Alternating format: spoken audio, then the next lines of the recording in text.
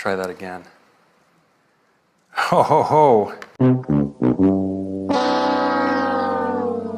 So you just watched the Apple keynote, the iPhone 10, the iPhone 8, and so on. Very exciting. Everyone was pumped. It was your usual Apple love fest. Now, there were a couple of developments during this keynote regarding the release date of the iPhone 10, which looks to be delayed from the iPhone 8. But I think some of that has to do with software, and more specifically, this face unlock feature. I missed this moment. The face unlock demo went wrong. Of course, afterwards on my Twitter, everyone was hitting me up. Blue, did you see the demo? The stock price of Apple, it dropped because the demo failed. It was a failure. I've been skeptical of the face unlock in general for a while. Apple claims to be going a different route. So let's go ahead. Let's see how they're describing their face unlock, and then we'll see the failure. Your iPhone is locked until you look at it and it recognizes you. Nothing has ever been simpler, more natural, and effortless. Okay, here's my first issue right here. It's like simple and natural and effortless.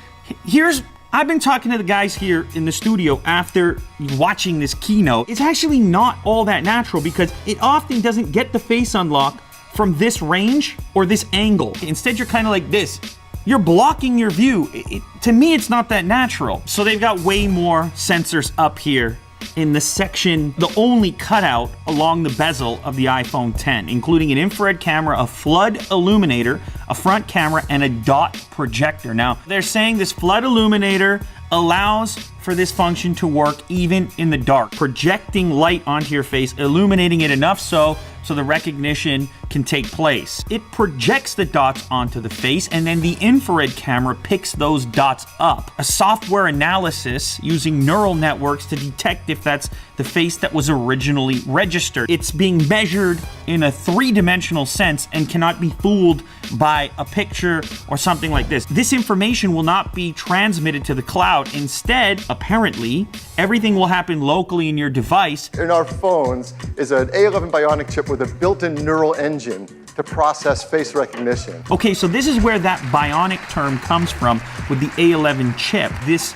neural processing, this neural network they're talking about is embedded into your device. They claim Touch ID is 1 in 50,000. The Face ID is 1 in a million because of these various dots that are being projected onto an individual's face. He does say that if you have an evil identical twin, that they might be able to get in, or probably could get in. I don't know how identical twins are. After saying all that, he invites the next guy onto the stage, Craig Federighi, and he proceeds to attempt this unlock that has just been talked about. Now, this is probably not a finished product. There's all kinds of fails that happen during presentations for various reasons.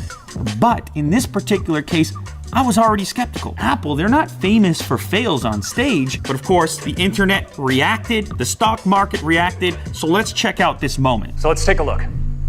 Now, unlocking it is as easy as looking at it and swiping up. And, let's try that again. Ho, ho, ho. Let's go to backup here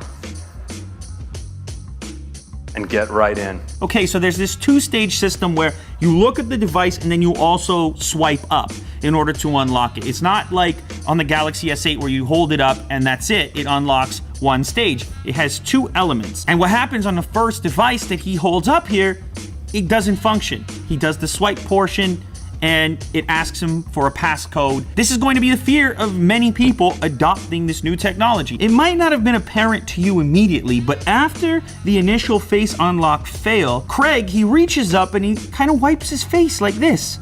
Now, first I thought it was just some kind of nervous reaction, but I gave it a little more thought and I realized he obviously knows more than we do. He's been involved in the development of this feature in this device. So is it possible that this feature is being broken in some cases by substance on the skin? If it's a little bit oily, or maybe there's some sweat on there. Maybe if somebody uses a lotion, who knows? A reflective aspect to having some shine on the skin, which might mess up the Face ID feature. And it seemed like he was aware of it. You might build in the habit of just using the passcode all over again like you have on previous devices. This thing needs to be bang on if it's going to have widespread adoption. Ho, ho, ho.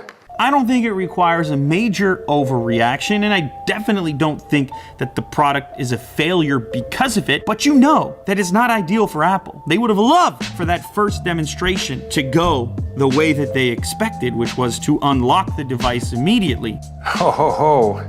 But judging from the feedback I've gotten, a number of tweets, comments, people talking in the live stream about it, it's obviously important to people, so I felt the need to just do a quick breakdown to show you that Face ID fail, and you can make of it what you will.